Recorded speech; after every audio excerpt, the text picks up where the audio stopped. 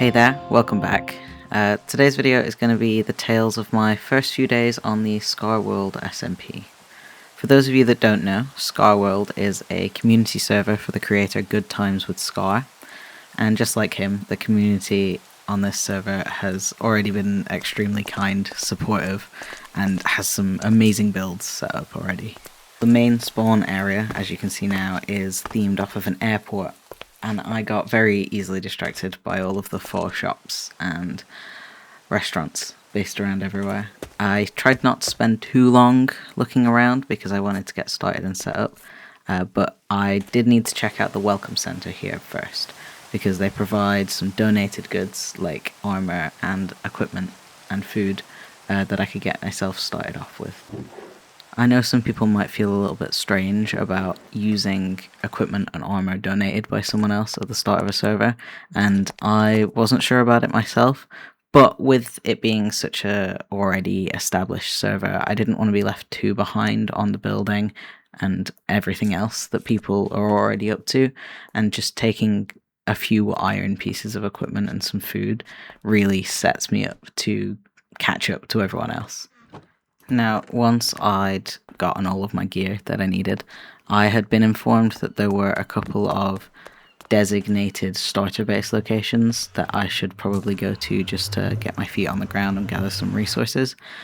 I wouldn't be setting up at either of these places permanently, but it was a good spot to place a bed, place some chests, maybe build a hut. I wasn't quite sure yet at this point if I wanted to stay there for a long period of time or just take a look around before finding somewhere to settle, but either way I at least wanted to see what other people had built so far. While wandering around and looking at everyone else's builds, I received a lot of messages in chat welcoming me and offering different services, which was really nice and it made me feel very welcome. But since I wanted to find my footing first before really interacting with people like that, I declined most of them. I did, however, pin one particular offer of a guided server tour. I think it'd be lovely to have that first introduction to be guided around by someone that knows what they're talking about, and it'll be good to know where most of the major landmarks are. So I think maybe next episode will probably be something more of a guided tour for us before I start building. As I said, the server is pretty established already, but this season only started fairly recently, so while there was plenty going on and resources to share, most people still lived in these designated starter locations. To be honest, I only chose the Campfire Cove area because it sounded cozy, and that's really the vibe I wanted to go for this season, so naturally I was drawn to it. Walking around and seeing everyone else's builds though, it really made me just want to get started as soon as possible. I did still hang around for a while, just to get my bearings and have a further look at everything else that people had made. But also, there's a lot of communal farms in these areas, so like the bamboo farm, cactus farm, resources that a lot of people will need, but not a lot of, so a shared farm makes sense for these. Having a good idea of where to find resources outside of the shopping district will be really helpful for me once I get down to building. There's a resource world where we can go and gather large quantities of items without having to tear apart the beautiful world that we're building our bases on. But even so, there are some resources that it's just easier to have a farm for. After wandering around for a bit longer, I came across the community starter base. A little series of tents with barrels, just a small setup, but someone had clearly put in a lot of effort for someone like me that is wandering to get set up in. So I put my things in a chest and took the time to just really take in the rest of the world. This is a good time for me to stop and have a look at the world map that we have access to, because I wanted to start having a look at where I might want to set up my base. What I was looking for was an area with a large hillside, but also not a lot of bases nearby in case I needed to expand.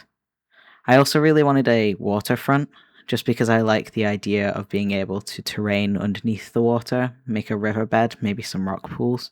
And this one place that I found had really interesting terrain generation along the river. There's these little pools of water that I think would be really nice if terrained and shaped correctly. And of course, this place that I wanted to settle was on the opposite end of the map to the campfire cove that I had spent hours travelling to. But that's fine, because it meant that I got to see the sights and explore a little bit before I settled down anywhere. But it also meant that I was now walking back to the other side of the server. I think I might need to get a horse. As you can tell, obviously, the area that I chose is filled with woodland area that will need to be torn down. And that's okay, because I'll need all of those resources for building what I need to build. But I figure you don't want to see me go through and individually break every tree. So why don't we go into our first ever time-lapse.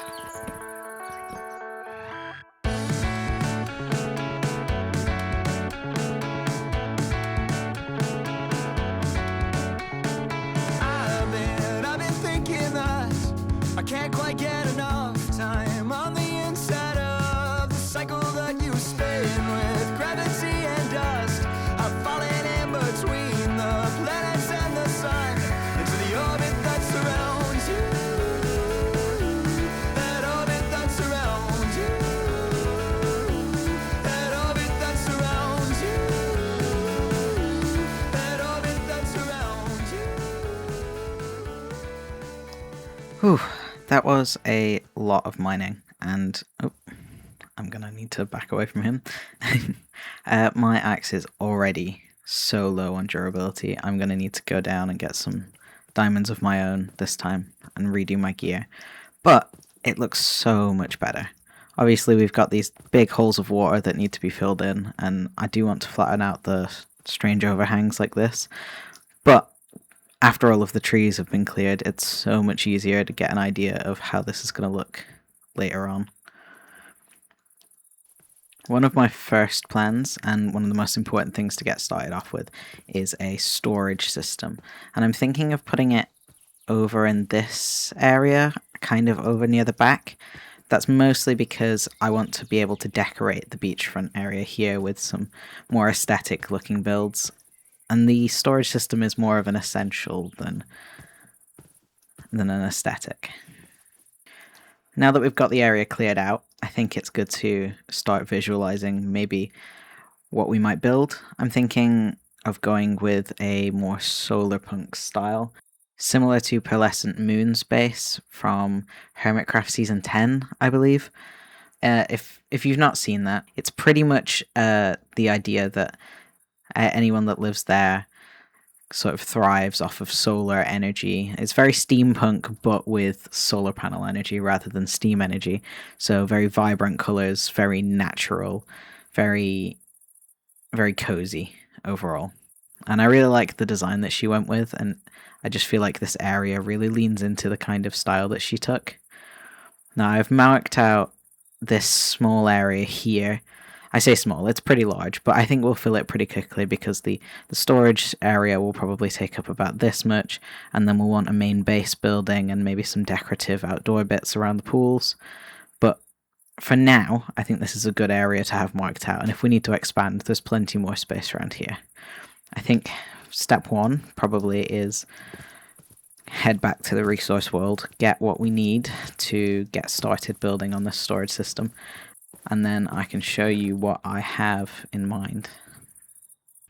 I figure since we've already done a time-lapse today, that this mining session, we could do it as a sort of podcast style chat. I know my first ever video was kind of just me talking at you while digging a hole, and you know, it's nice to have a chat sometimes. I think today I want to talk about why I'm even doing this, why content creation of all things is where I went when I realized that I didn't have a passion for my hobbies anymore. It feels like kind of a jump to go from I'm not sure what to do with my time to here is all of me on the internet. I'm not typically the kind of person to share myself online anyway. I don't really have much social media presence. I don't really follow any influencers beyond the people that I watch on YouTube, I suppose. But it's always something that I've wanted to do. I've tried a few times to run a Twitch channel, which was very enjoyable, and I loved engaging with people live, but at the same time, doing things like this for extended periods of time was really, really exhausting for me, and so it wasn't very sustainable, especially not when I'm working a full-time job, and this is supposed to be one of those things that I do in my free time for fun. I didn't want it to become a second job because I don't ever really intend on this being my job. For me, it's just a nice way to share the things that I do with other people. I think I want to document my growth. I want to make landmarks of, at this point and this time, this is what I was doing, and something to look back on as a memory. And I just want to say, if you've made it this far, I really appreciate, first of all, that you've stuck to watching this. I know that obviously I'm not very good at this yet, and I'm definitely not a talker. In case you can't tell, I have a habit of talking faster and getting out of breath when I get anxious about talking. I'm definitely not the most social person. I don't tend to talk in front of people, let alone to myself, pretending that I'm talking to people. Obviously I'm talking to you, and you're watching me, and we are having this one-way conversation. But right now, while I'm recording this clip, I don't know that anyone will listen. So I appreciate that you are. It means a lot for you to stay here and make this feel real. Obviously I could talk to myself for hours and never post it anywhere and receive the same feedback as if no one ever watched it to begin with. But it's different to know that people care and people want to hear what I have to say and see what I have to build and just engage with the things that I love and love them with me. So thank you for being here. It means a lot. I don't know. I'm kind of yapping. Obviously that's the point of this, but we've probably got enough resources now. We can maybe go back. I don't want to yap for too long. When I was gathering resources, my main goal was to try and get more iron and diamonds and things like that to make more tools, but I actually ended up using a lot of the iron and diamonds that I found to make more tools to get more things, because I don't have any enchantments yet, so the durability on them is not great.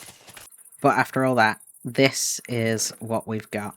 I did find, as you saw, an amethyst geode while I was down there, and I had to take all of the calcite and basalt that I could, because they're just such good resources to have for texturing builds.